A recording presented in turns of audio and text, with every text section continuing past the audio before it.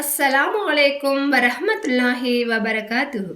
யூசுப் நபி அவர்களின் அழகிய வாழ்க்கை வரலாற்றை பார்ப்போம். வரலாற்றுக்கு போவதற்கு முன்னால் நபி ஸல்லல்லாஹு அலைஹி வஸல்லம் அவர்கள் நபி யூசுப் அலைஹிஸ்ஸலாம் பற்றி என்ன சொன்னார்கள் என்று பார்க்கலாம்.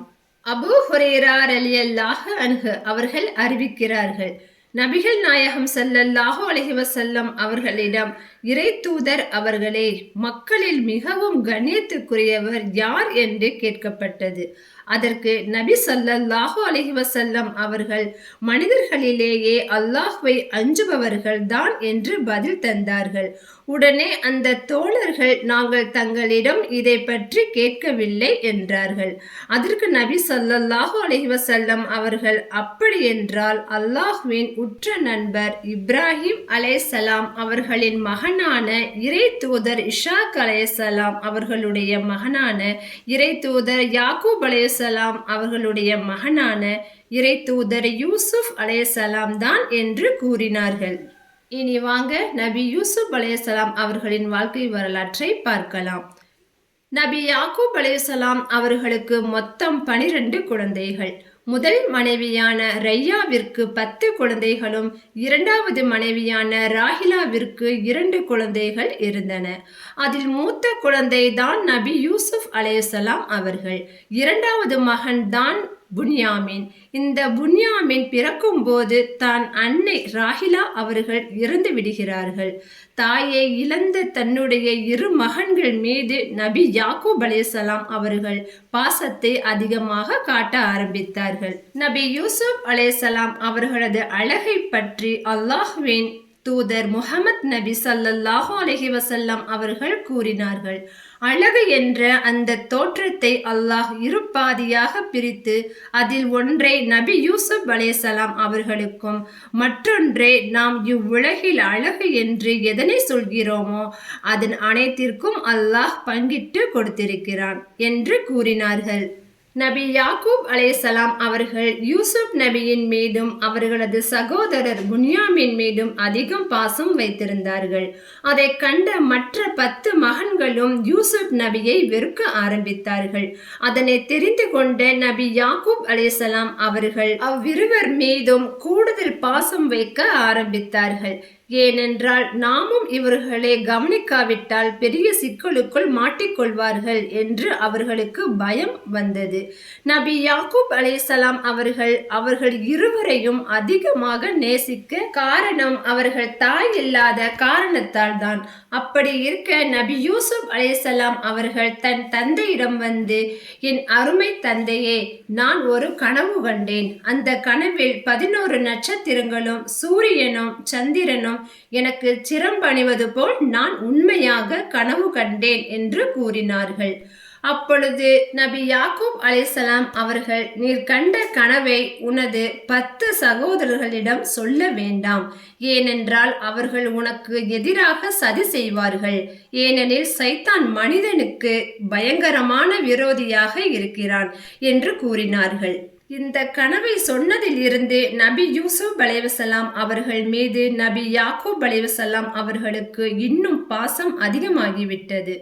எந்த நேரமும் நபி யூசுப் அலைஹிஸ்ஸலாம் அவர்களுடன் இருப்பதையே நபி யாக்கூப் அலைஹிஸ்ஸலாம் அவர்கள் விரும்பினார்கள்.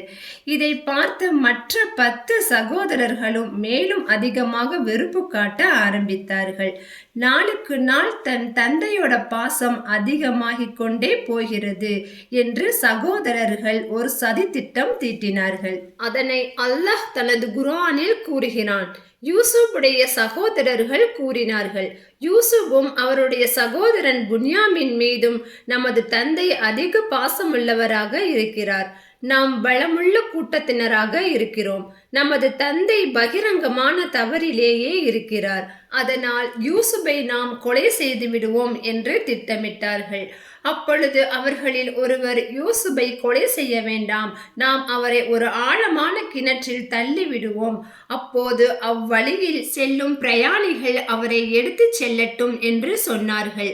அப்படியே செய்து விடுவோம் என்று கூறிவிட்டு தன் தந்தை நபி யாக்கூப் அலைஹிஸ்ஸலாம் அவர்களிடம் சென்று தந்தையே, யூசுஃபுடைய விஷயத்தில் நீங்கள் ஏன் எங்களை நம்ப மாட்டேன்னு சொல்றீங்க? நாங்கள் அவருக்கு நன்மையைத்தான் செய்வோம் என்று கூறிவிட்டு, நாளைக்கு யூசுஃபை எங்களிடம் அனுப்பி வையுங்கள். காட்டிலுள்ள பழங்களை சாப்பிட்டுக் கொண்டு விளையாடிக் கொண்டிருப்பார். நாங்கள் அவரை நன்றாக பார்த்து கொள்வோம் என்று கூறினார்கள். அதற்கு யாக்கூப் அலைஹிஸ்ஸலாம் அவர்கள், உங்களுடன் யூசுஃபை அனுப்பி வைக்க எனக்கு பயமாக இருக்கிறது. ஏனென்றால் அவர்களை நீங்கள் கவனிக்காமல் விட்டுவிட்டால் அவரை ஓநாய் கடித்து தின்று விடுமோ என்று நான் பயப்படுகிறேன் என்று கூறினார்கள். அதற்கு அந்த சகோதரர்கள் கூறினார்கள், நாங்கள் பலசாலியான ஒரு கூட்டமாக இருக்கிறோம். எங்களை மீறி ஓநாய் தின்றுவிட்டால் நாங்கள் நஷ்டவாளிகளாக ஆகிடுவோம் என்று கூறினார்கள். அப்பொழுது சரி, கூட்டிட்டு போங்க என்று தந்தை கூறினார்கள். அப்பொழுது அவரை ஒரு அடர்த்தியான காட்டுக்குள் அழைத்து சென்று ஒரு ஆழமான கிணற்றில் நபி யூசுஃபை தள்ளிவிட்டார்கள். அப்போதுதான் நபி யூசுஃபுக்கு அல்லாஹ் வஹி இறக்கினான். அந்த வஹி என்னவென்றால், நீர் அவர்களின் இச்செயலை பற்றி அவர்களுக்கு ஒரு காலத்தில் உணர்த்துவீர்கள். அப்போது அவர்களுக்கு நீர் யார் என்று தெரியாது என்று வஹி இறங்கி நபி யூசுஃபை கிணற்றில் தள்ளிவிட்டு விட்ட பொழுது சாய்ந்ததும் அழுது கொண்டே தன் தந்தையிடம் வந்தார்கள். எங்கள் தந்தையே, நாங்கள் யூசுஃபை எங்களுடைய சாமான்களிடத்தில் விட்டுவிட்டு ஓடியாடிக்கொண்டே வெகு தூரம் சென்று விட்டோம். அப்போது ஓநாய் அவரை பிடித்து தின்றுவிட்டது என்று கூறினார்கள். ஆனால் நாங்கள் உண்மையை சொன்னாலும் நீங்கள் நம்ப மாட்டீங்கன்னு தெரியும். அதனால் தான் நாங்கள் யூசுஃபுடைய சட்டையை கொண்டு வந்திருக்கிறோம் பாருங்கள் என்றார்கள். அதற்கு நபி யாக்கூப் அலைஹிஸ்ஸலாம் அவர்கள், சட்டையில் இரத்தம் இருந்தாலும் சட்டை கிழியவில்லையே, அதனால் நீங்கள் பொய் சொல்கிறீர்கள் என்று கூறினார்கள். ஆனால் இந்த விஷயத்தில் பொறுமையாக இருக்க போகிறேன், ஏனென்றால் யூசுஃபை அல்லாஹ் காப்பாற்றுவான் என்று கூறினார்கள். அதற்கு பின்னர் அந்த கிணற்றில் அருகே ஒரு பிரயாணி கூட்டம் வந்தது. அவர்கள் தண்ணீர் எடுப்பதற்காக கிணற்றில் வாளியை இறக்கினார்கள். அப்பொழுது அந்த வாளியில் யூசுப் அலைஹிஸ்ஸலாம் அவர்கள் அமர்ந்து கொண்டார்கள். அந்த பிரயாணி, ஒரு நல்ல செய்தி கிடைத்திருக்கிறது, நமக்கு ஒரு அழகிய சிறுவன் கிடைத்துள்ளான், இவரை விற்று விடலாம் என்று மறைத்து வைத்தார்கள். அதற்குள் அவர்களுடைய சகோதரர்கள் வந்து யூசுஃபை அற்ப காசுக்காக விற்றுவிட்டார்கள். யூசுஃபுடைய விஷயத்தில் அவர்கள் இரக்கமற்றவர்களாகவே இருந்திருக்கிறார்கள். நபி யூசுப் அலைஹிஸ்ஸலாம் அவர்களே எகிப்து என்ற நாட்டில் ஒரு அமைச்சருக்கு விற்கப்பட்டார்கள். அந்த அமைச்சர் அந்த குழந்தையை தன் மனைவியிடம் கொடுத்து, இவரை நாம் வளர்ப்போம், இந்த குழந்தையால் நமக்கு அதிகம் நன்மை ஏற்படலாம் என்று கூறினார்கள். நபி யூசுப் அலைஹிஸ்ஸலாம் அவர்கள் அந்த வீட்டிலேயே வளர்கிறார்கள். வாலிப வயதை அடைகிறார்கள். நபி யூசுப் அலைஹிஸ்ஸலாம் அவர்கள் வாழ்ந்து வந்த அந்த வீட்டின் அமைச்சரின் மனைவி, அந்த பெண்ணின் பெயர் ஜுலைஹா. அவர்கள் யூசுப் நபியின் மீது விருப்பம் கொண்டார்கள். ஜுலைஹாவும் நபி யூசுப் அலைஹிஸ்ஸலாம் அவர்களும் வீட்டில் தனியாக இருக்கும் பொழுது தன் வீட்டில் எல்லா கதவுகளையும் பூட்டிக் கொண்டார்கள். ஜுலைஹா அவர்கள் யூசுப் நபியிடம் சென்று தன் விருப்பத்திற்கு இணங்குமாறு அழைத்தார். அதற்கு யூசுப் நபி, அல்லாஹ் இந்த தீய செயலில் இருந்து என்னை காப்பாற்றுவானாக என்று கூறினார்கள். உங்கள் கணவர் என்னுடைய எஜமானர், என்னை அவர்களிடத்தில் அழகாக கண்ணியமாக வைத்திருக்கிறார். அநியாயம் செய்பவர்கள் நிச்சயமாக வெற்றி பெற மாட்டார்கள் என்று கூறினார்கள்.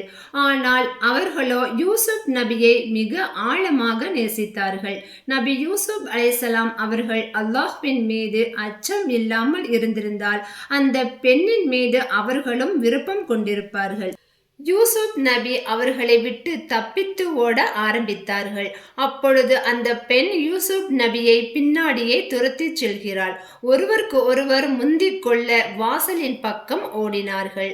அப்போது அந்த பெண் யூசுப் நபியின் பின்புறம் சட்டையை கிழித்து விட்டாள். அவளுடைய கணவர் வாசல் பக்கம் நின்று கொண்டிருந்தார். அதனை கண்ட அந்த பெண் யூசுப் அலைஹிஸ்ஸலாம் அவர்கள் மீது பழியை போட்டுவிட்டாள். அந்த பெண் தன் கணவரிடம் சென்று, இவர்தான் தீங்கான விஷயத்துக்கு என்னை அழைக்கிறார் என்று பொய் சொல்லி இவரை சிறையில் அடைக்குமாறு தன் கணவரிடம் கேட்டாள். அப்பொழுது இதனை மறுத்த யூசுப் நபி, இவள்தான் என்னிடம் தவறாக நடந்து கொண்டாள் என்று கூறினார்கள். இதற்கு இடையிலேயே அவளின் குடும்பத்தைச் சேர்ந்த ஒருத்தர் சொன்னார், இவருடைய சட்டை முன்புறத்தில் கிழிந்திருந்தா அவள்தான் உண்மை சொல்றான்னு அர்த்தம், இல்லைனா பின்புறத்தில் கிழிந்திருந்தா இவள்தான் பொய் சொல்றான்னு அர்த்தம் என்று சொன்னார். அப்போது நபி யூசுப் அலைஹிஸ்ஸலாம் அவர்களின் சட்டை பின்புறமாக கிழிந்திருந்ததை பார்த்த அமைச்சர் தன் மனைவியிடம், இது உன்னுடைய சதிதான், உன்னுடைய சதி மிக தெளிவாகத்தான் இருக்கிறது என்று கூறிவிட்டு யூசுப் நபியிடம் சென்று, இந்த விஷயத்தை இங்கேயே மறந்துருங்க, வெளியில் எங்கும் சொல்ல வேண்டாம் என்று கூறினார். அப்பொழுது தன் மனைவியிடம், பெண்ணே, நீ உன் பாவத்திற்காக மன்னிப்பு தேடிக்கொள் என்று கூறினார். இந்த விஷயம் சிறிது சிறிதாக அந்த ஊரில் உள்ள அனைத்து பெண்களுக்கும் தெரிய வந்தது. அப்போது அந்த ஊரின் பெண்கள் அதிபரின் மனைவியை தவறாக பேச ஆரம்பித்தார்கள். தம்மை பற்றி தவறாக பேசுகிறார்கள் என்று தெரிந்து கொண்ட அதிபரின் மனைவி அந்த ஊரில் உள்ள அனைத்து பெண்களையும் தன் வீட்டிற்கு விருந்துக்கு அழைத்து எல்லோருக்கும் விருந்து கொடுத்தாள். எல்லோரும் சாப்பிட்டு முடித்ததும் ஆளுக்கு ஒரு பழத்தையும் கத்தியையும் அவள் கொடுத்தாள். அவங்க எல்லாரும் அந்த பழத்தை வெட்டும் சமயத்தில் யூசுப் நபியை அவர்கள் முன்னாடி நீர் நடந்து வான்னு சொன்னாங்க. அப்போது யூசுப் அலைஹிஸ்ஸலாம் அவர்கள் எதுக்கு நடக்க சொல்றாங்கன்னு தெரியாம நடந்து போனாங்க.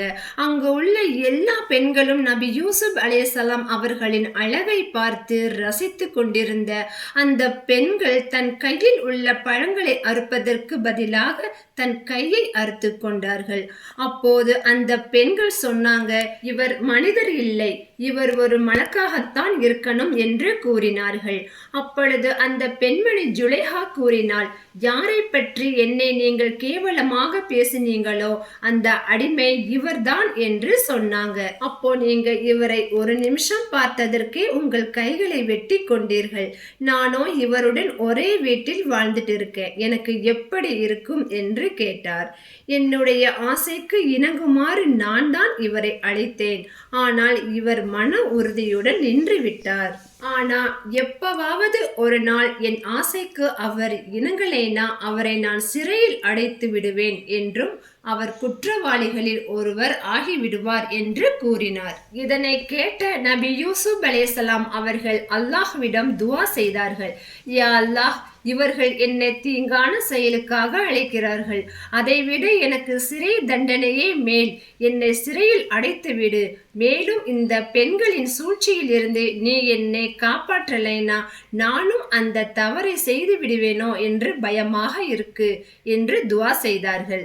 அதனால் அல்லாஹ் அவருடைய பிரார்த்தனையை ஏற்றுக்கொண்டான். அந்த பெண்களின் சதியில் இருந்து யூசுப் நபியை காப்பாற்றிவிட்டான்.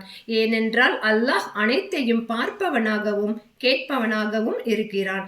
இந்த சம்பவத்தை அறிந்து கொண்ட அந்த நாட்டு அரசர் நம் பெண்களின் இழிவான செயல்களில் இருந்து யூசுப் நபியை காப்பாற்றுவதற்காக சிறையில் அடைத்தார். சிறையில் இருக்கும் போதே அல்லாஹ்வின் ஆற்றலை மக்களுக்கு எடுத்துச் சொல்லி இஸ்லாத்திற்கு அழைத்து கொண்டிருந்தார். அப்போது அங்கு இருந்த 2 கைதிகள் கனவு கண்டார்கள். அதுல ஒருத்தவங்க சொன்னாங்க, நான் திராட்சை பழங்களில் இருந்து மதுரசம் பிழிவதை போல கனவு கண்டேன் என்றும், மற்றொருவர், நான் என் தலையில் ரொட்டியை சுமந்து கொண்டு போகும் பொழுது பறவைகள் அதை கொத்தி தின்பதை போல் கனவு கண்டேன் என்றும் கூறினார்கள்.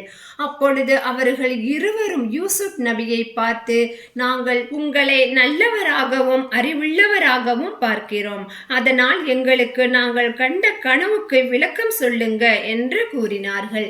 இதை கேட்ட நபி யூசுப் அலைஹிஸ்ஸலாம் அவர்கள், அல்லாஹ் எனக்கு தந்த அறிவிலிருந்து நான் உங்களுக்கு விளக்கம் சொல்கிறேன் என்று கூறி, யார் மதுரசம் பிழிவதை போல் கனவு கண்டீர்களோ அவங்க சீக்கிரம் விடுதலையாகி உன்னுடைய முதலாளிக்கு மதுரசம் பிழிந்து கொடுப்பாய். இன்னொருவர் சிலுவையில் அறையப்பட்டு இறந்து விடுவாய். இறந்ததற்கு பின்னால் உன் உடலை பறவைகள் கொத்தி தின்னும். இதுதான் கனவின் விளக்கம் என்று கூறினார். அப்போது விடுதலையாக இருக்கும் அந்த சிறை தோழரிடம் இன்னொரு தோழர் சொன்னார், நீங்கள் வெளியில் சென்றவுடன் என்னை பற்றி நாட்டு மன்னனிடம் எடுத்து கூறி என்னை விடுதலை செய்ய சொல்லுங்கள் என்று அவர் சொன்னார். ஆனால் அவர் விடுதலையானவுடன் ஷைத்தான் அந்த விஷயத்தையே அவருக்கு மறக்கடிக்க செய்துவிட்டான். அதனால் அவர் சிறையிலேயே இருந்து விட்டார். பிறகு சிறிது காலம் கழித்த பிறகு அந்த நாட்டு மன்னர் ஒரு கனவு கண்டார். அந்த கனவில் 7 பசுமையான கதிர்களும் 7 காய்ந்த கதிர்களையும் அதில் நல்ல கொழுத்த பசுக்களையும் மெலிந்த பசுக்களையும் நான் கனவு கண்டேன் என்று கூறி கனவுக்கு விளக்கம் அளிக்கும் மனிதர்களிடம் கேட்டார்.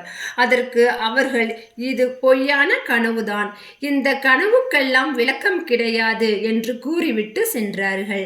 இந்த செய்தியை கேட்ட அந்த சிறையில் இருந்து விடுதலையான மனிதர் மன்னரிடம் வந்து, நான் இந்த கனவுக்கு விடை கூறுகிறேன், ஆனால் என்னை நீங்கள் சிறை கூட்டத்திற்கு அழைத்துச் செல்லுங்கள் என்று சொன்னார். அப்போது அவரை சிறை கூட்டத்திற்கு கூட்டிட்டு போனாங்க. அங்க யூசுப் நபியை பார்த்துவிட்டு, யூசுபை, உண்மை சொல்பவரே, எனக்கு இன்னொரு கனவிற்கு நீங்கள் விளக்கம் சொல்லணும் என்று கேட்டார். அப்போது அந்த கனவையும் சொன்னார். அதனை கேட்ட நபி யூசுப் அலைஹிஸ்ஸலாம் அவர்கள், வழக்கம் போல நல்லபடியாக 7 ஆண்டுகள் நீங்கள் விவசாயம் செய்யுங்க. அதுல நீங்க அறுவடை செய்யும் விளைச்சல்களில் உங்களுக்கு தேவையான தானியத்தை மட்டும் எடுத்துவிட்டு மீதியை கதிரிலேயே விட்டு வைங்க. அதற்கு அப்புறம் கடினமான பஞ்சம் 7 ஆண்டுகள் வரும். அப்போது நீங்க பத்திரப்படுத்தி வைத்திருந்த கதிர்களை தவிர மற்ற தானியங்கள் அனைத்தும் காலியாகிவிடும். அதற்கு பின்னர் ஒரு ஆண்டு வரும். அதில் அதிகமாக மழை பொழிந்து திராட்சை செடிகள் நன்கு வளர்ந்து எல்லோரும் பலரசம் பிழிவாங்க என்று விளக்கம் கூறினார்கள். இந்த விளக்கத்தை அரசரிடம் சொன்னார்கள். இந்த விளக்கத்தை கேட்ட அரசர், இந்த விளக்கத்தை கொடுத்தவரை என்னிடம் கூட்டிட்டு வாங்க என்று சொன்னார். அந்த தூதுவர் யூசுப் நபியிடம் வந்து, உங்களை அரசர் கூட்டிட்டு வர சொன்னாங்க என்று கூறினார். அப்போ யூசுப் நபி, உன் எஜமானியிடம் போய் கேளு, தன் கைகளை வெட்டி கொண்ட பெண்களின் நிலைமை இப்பொழுது எப்படி இருக்கு என்று விசாரிச்சுட்டு வா என்று கூறினார்கள். இதை கேட்ட அரசர் அந்த பெண்களை அழைத்து, நீங்கள் யூசுப்பை உங்கள் விருப்பத்திற்கு அழைத்த போது உங்களுக்கு என்ன நேர்ந்தது என்று கேட்டார். அதற்கு அந்த பெண்கள், அல்லாஹ் எங்களை காப்பாற்றுவானாக, நாங்கள் அவரிடத்தில் எந்த கெட்ட விஷயத்தையும் அறியவில்லை என்று கூறினார்கள்.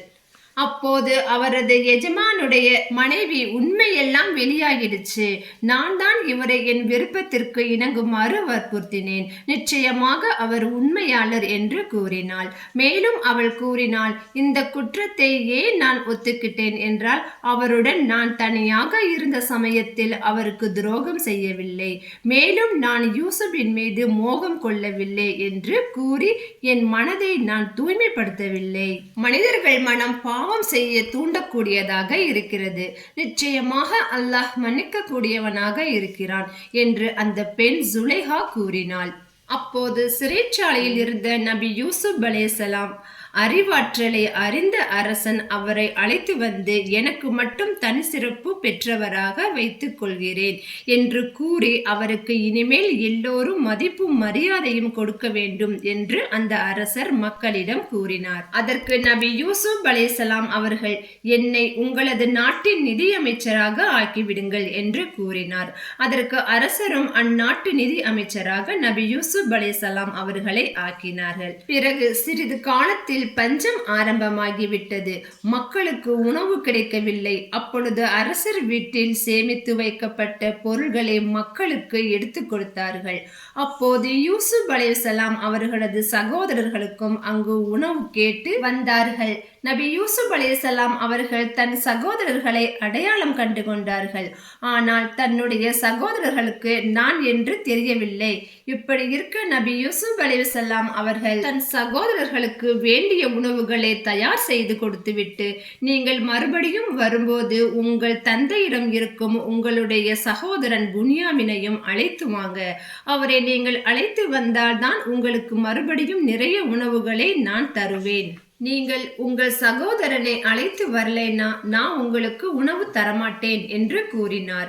இதனை கேட்டு அவர்கள், நிச்சயம் நாங்கள் அவரை அழைத்து வர முயற்சி செய்கிறோம் என்று கூறிவிட்டு அவர்களது தந்தையிடம் வந்து, தந்தையே, எங்களுக்கு அந்த நாட்டில் நிறைய உணவுகள் தந்தாங்க. ஆனால் மறுபடியும் உணவு கிடைக்கணும்னா புன்யாமினையும் அழைத்து போனால் தான் உணவு கிடைக்கும், இல்லைன்னா உணவு தரமாட்டேன்னு சொல்லிட்டாங்க என்று கூறினார்கள். நாங்கள் புன்யாமினையும் பத்திரமாக அழைத்து கொண்டு போய் திரும்ப அழைத்து வருவோம் என்று சொன்னாங்க. அதற்கு யாக்கூப் அலைஹிஸ்ஸலாம் அவர்கள் கூறினார்கள், இவருடைய சகோதரன் யூசுபின் விஷயத்தில் உங்களை நம்பி ஏமாந்தது போதும். நான் இவரையும் இழக்க தயாராக இல்லை.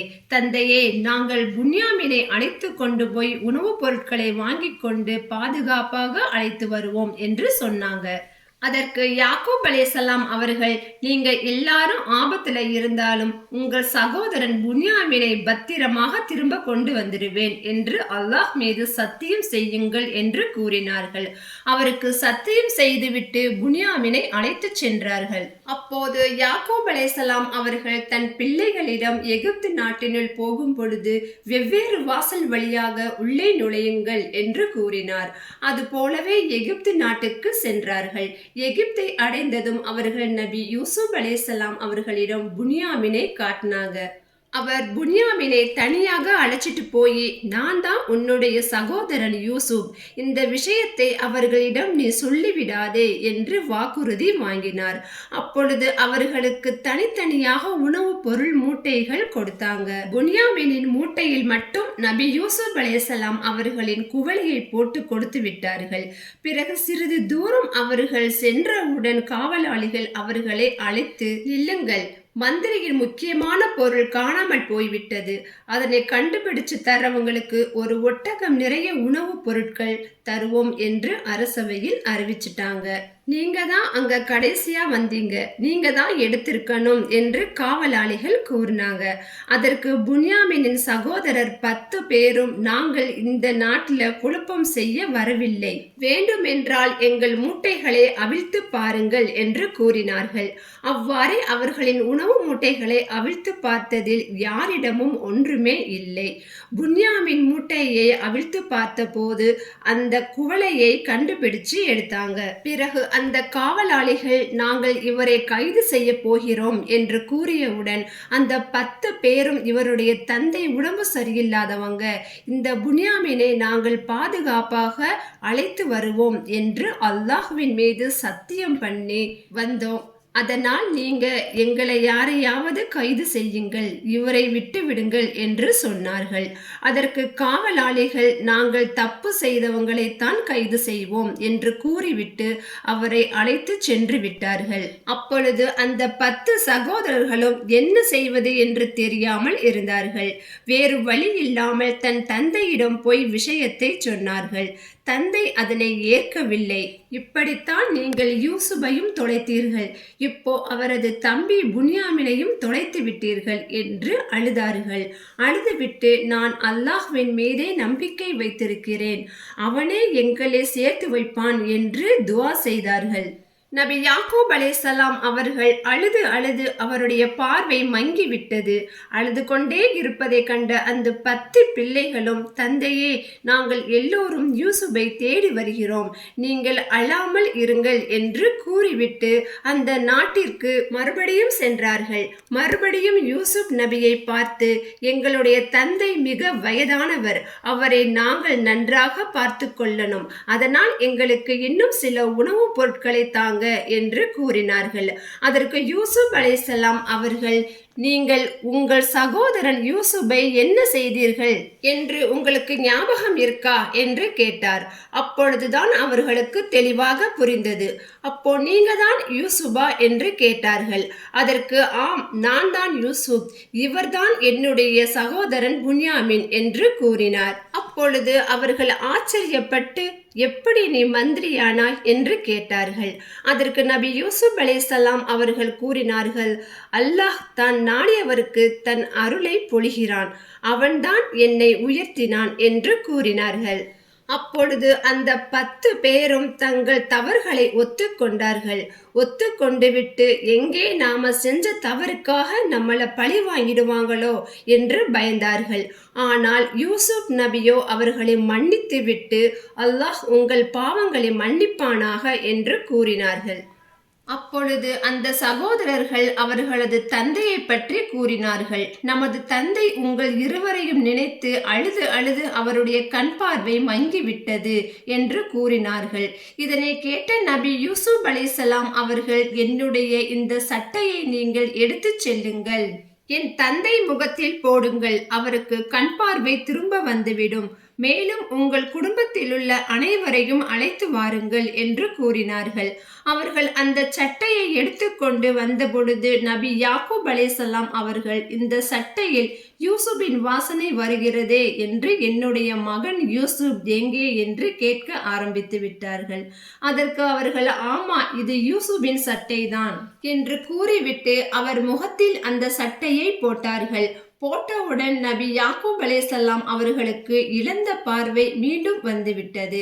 அப்பொழுது தன் பிள்ளைகளை பார்த்து கூறினார்கள், நான் உங்களிடம் சொன்னேன் அல்லவா, அல்லாஹ் உங்களுக்கு தெரியாததை எனக்கு தெரிவிக்கிறான் என்று கூறினார். அதனை கேட்ட அந்த 10 பிள்ளைகளும், தந்தையே, நாங்கள் பாவம் செய்து விட்டோம், எங்களுக்காக நீங்கள் அல்லாஹ்விடம் பாவ மன்னிப்பு கேளுங்கள் என்று கேட்டார்கள். அதற்கு நபி யாக்கூப் அலைஹிஸ்ஸலாம் அவர்கள், என்னுடைய பிள்ளைகளுக்கு நிச்சயமாக நான் பாவ மன்னிப்பு தேடுவேன் என்று கூறினார்கள். பிறகு அவர்கள் அனைவரும் நபி யூசுப் அலைஹிஸ்ஸலாம் அவர்களது கோட்டைக்கு சென்றார்கள். பின்னர் குடும்பத்துடன் அவர்கள் யூசுப்பிடம் வந்தபோது அவர் தம் தாய் தந்தையை கண்ணியத்துடன் வரவேற்று தம்முடன் வைத்துக் கொண்டார்கள். இன்னும் அவர் தம் தாய் தந்தையை அரியாசனத்தில் அமர்த்தினார். அவர்கள் எல்லோரும் அவர்களுக்கு மரியாதை செலுத்தியவர்களாக சிரம் பணிந்தார்கள். அப்போது அவர் தம் தந்தையை நோக்கி, என் தந்தையே, முன்னதாக நான் கண்ட கனவின் வியாக்கியானம் இதுதான். என் இறைவன் அதை உண்மையாக்கிவிட்டான். எவருடைய சிபாரிசுமின்றி சிறை கூட்டத்திலிருந்து வெளியேற்றி பின்பு என் குடும்பத்தினருடன் என்னை ஒன்று சேர்த்த என் இறைவன் நிச்சயமாக என் மீது பேருபகாரம் புரிந்திருக்கிறான். நிச்சயமாக என் இறைவன் தான் விரும்பியவர்கள் மீது வில்லன்புடையவன். நிச்சயமாக அவன்தான் அனைத்தையும் நன்கறிந்தவன், மிக்க ஞானமுடையவன் ஆவான் என்று நபி யூசுப் அலைஹிஸ்ஸலாம் அவர்கள் கூறினார்கள். அப்போது யூசுப் அலைஹிஸ்ஸலாம் அவர்கள் அல்லாஹ்விடம் பிரார்த்தனை செய்தார்கள். என் இறைவனே, நிச்சயமாக நீ எனக்கு ஒரு ஆட்சியையும் தந்து கனவுகளின் பலன்களையும் எனக்கு கற்பித்தாய். வானங்களையும் பூமியையும் நீதான் படைத்தாய். இம்மையிலும் மறுமையிலும் என்னை பாதுகாப்பவனும் நீதான். முற்றிலும் உனக்கு வழிபட்டவனாகவே என்னை நீ கைப்பற்றிக் கொள்வாயாக. நல்லடியார் கூட்டத்தில் என்னை நீ சேர்த்து விடுவாயாக என்று பிரார்த்தனை செய்தார்கள். இறையச்சத்தோடு வாழ்வோம், மறுமையில் வெற்றியாளராவோம். அஸ்ஸலாமு அலைக்கும் வரஹ்மத்துல்லாஹி வபரகாத்துஹு.